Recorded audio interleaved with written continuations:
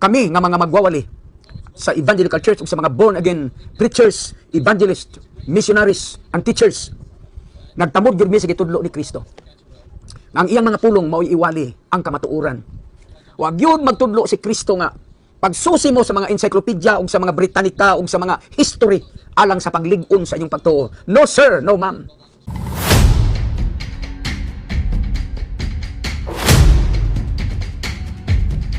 Ang atong higala nga usa ka pastoy sa gitawag og Christian Missionary Alliance of the Philippines or CAMACOP. Ingon pa niya kauban niya ang mga evangelical churches, gitawag og mga burn again nga sumala pa niya sila daw nagtuman sa pulong sa Ginoo, giwali nila ang pulong sa Ginoo. Naay panultihon nga claiming and proving are two different things. Ang pag-angkon ug ang pagmatuod duha na kamaglahing butang. Pwede kang moangkon apan pamatud-in ang imong giangkon na kamo na. Sa balang kasulatan dali lang kayo i-claim, bisan kinsa pwedeng mo claim. Ngay kanang mga sinugo sa Ginoo nga nasulat sa balaang kasulatan pwede na kamo. Pero ang question din na unsaon ninyo pagpamatuod nga nakatuman or kamo nang gisulti or gisultian sa nakasulat sa balaang kasulatan nga magwali sa gitawag og pulong sa Ginoo. Hinumduman nato ang atong Ginoong Kristo o kabalo ko nga nagabasa mo og bala ang kasulatan. Kabalo ko nga kabalo mo ni ana nga ang Kristo sumala pa niya, ako magauban kaninyo hangtod sa katapusan sa kalibutan. Number 2 ingon pa niya, bisan ang ganghaan sa impyerno dili gyud makabuntog ini. Ikatulo ingon pa ni San Pablo, si Kristo ang ulo, ang iglesia maoy iyahang gitawag og lawas. So kung mamahimo mong tinuod, mahimo bakakon si Kristo. Masuma pa ni Kristo, ako magauban kaninyo kanunay hangtod sa katapusan sa kalibutan. Kaya kung tinuod mo nga nang gawas lang mo, in the end of the 18th century, 19th century, kung tinuod mo, baka kun si Kristo. Nga naman, ingon kun si Kristo, ako magauban kaninyo hangtod sa katapusan sa kalibutan. Nga pagkahuman, diha ra ang tinuod nga magawali, ditong tula sa 18th century, 19th century nga, ang gisulti ni Kristo 33. So, mas muto ko ang Kristo kontra ninyo, di ba? Number 2, yung pastong Ginoong Kristo, bisan ang ganghaan sa impyerno, dili gyud makabuntog niini. Katong iglesyang iyahang gitukod. Nga naman kay, siyempre, saad na niya, naghatag og prueba, na kanang iyang gitukod, perfect. Kaya siya, perfect good. Diba? Ingon pa niya, even the gates of hell shall not prevail against it. So, kung tinuod mo, asa ng iglesyang gitukod ni Kristo, 19th century pababa. Kaya kamo mga tinuod, kini man kang mga burn again, mga members sa CAMACOP nga nimuto lang after the end of the 18th or 19th century, pagkahuman kining mga Pentecostal, kamo mga tinuod. Asa man ang iglesyang gitukod ni Ginoong Kristo before mo nang buto. Number 3, ingon pa si San Pablo, si Kristo ang ulo, ang iglesia maoy iyahang lawas. Kung tinuod mo, buti pasabot, walay lawas si Kristo, walay mistikong lawas si Kristo from 18th century pababa. Gikan si 18 sa kasiglo pababa padung sa 1st century, way lawas si Kristo. Kaya tinuod mangga mo. Again, atong hinumduman ang atong Ginoong Kristo, dili na tawag ini bakakon. Ang atong Ginoong Kristo siya ang kamatuoran sa Juan kapitulo 14, bersikulo 6. Ingon pa niya, ako ang dalan, ang kamatuoran ug ang kinabuhi. So kung kamatuoran ng atong Ginoong Kristo, kamo ang butbut, kamo ang gitawag og bakakon. Lastly, sumala sa balang kasulatan, ang mga magawali gipadala, di ba? Romans chapter 10 verse 14 to 15, ingon pa ni San Pablo, unsaon man pagdawat namo sa pagtuo kung walay magwali? Unsaon man wali kung walay gitawag gipadala nga magwawali? So kung tinuod mo, kinsa man pinagpadala ninyo? Asa pud mabasa sa Biblia kapitulo bersikulo nga pinaagi lang sa pagbasa sa Biblia, gisugo na mo. Pinaagi lang sa pagbasa sa Biblia, angkon din nga gisugo ko. Dili na mo gitudlo sa mga apostol o sa ato ang Ginoong Kristo. Ang gitudlo o ang practice sa mga apostol, dili pwede nga magwali kung walay gipadala. O siyempre, kung may tagtawag ining gipadala, responsabling otoridad nga naay koneksyon sa mga apostol nga diin maghatag kanimo og authority to preach the gospel. Wala na sa inyo Nga naman, kinibuto naman mo gikan sa Amerika. Made in America man mo. Nibot lang mong kalit nga tawag ining why connection dito sa gitawag og mga apostol. Mo bitaw hadlok mo sa mga libro sa kasaysayan, hadlok mo sa mga encyclopedias, nga naman kay mapangka man ang inyong butbot.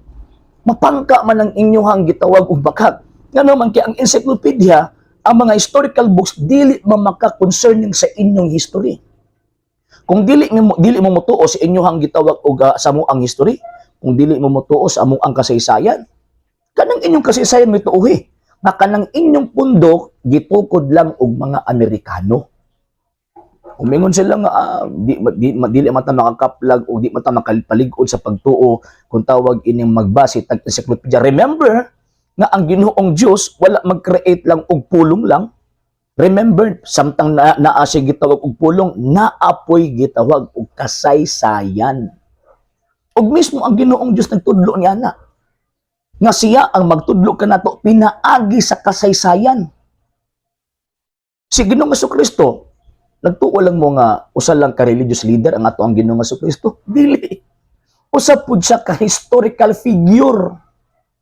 Mo bitaw nga ang mga Kristiyano dili mahadlok pagpamatuod nga ang balaang kasulatan, ang Katoliko ang balaang kasulatan mao ang tinuod nga pulong sa Dios. Nganuman naay mga ebidensyang mosuporta na kanang gisulti sa balaang kasulatan tinuod na unsa man to mga ebidensya kanang mga libro sa kasaysayan, kanang mga statement sa mga historians. Ngano magbase ba mi ana? Ngano man kay kana sila gitaga-agasa sa Ginoong Dios nga mukoy-koy, motiglom sa detalye sa mga nanghitabo sa mga nangaging kapanahunan. Unya naa sila mga ebidensya kay di man ka pwede mahimong istoryan kung wala kay tawag anang ebidensya. Di ka pwede mahimong historyador kung wala kay ebidensya gigunitan. Ngano man kay pwede kang i-question sa mga information nga imong i-publish or imong isulti. So buti pasabot kanang mga historians nga nagsulat ni anang moong mga libro bahin sa mga event sa mga nangagi na sila credibility to give a factual information concerning religious truths. Ingano man tungod kay naa sila ebidensya eh. Muna kami mga Katoliko, dili mi pareha sa inyo nga di mi hadlok og kasaysayan. Ano man tungod kay kanang Biblia, kanang gisulti sa balaang kasulatan tinuod ka tanana.